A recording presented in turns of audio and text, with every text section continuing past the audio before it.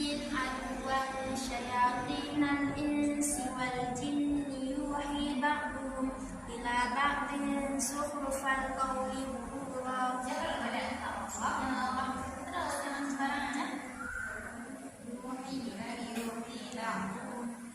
وكذلك جعلنا لكل نبي عدوا شياطين الإنس والجن يوحي بعضهم إلى بعض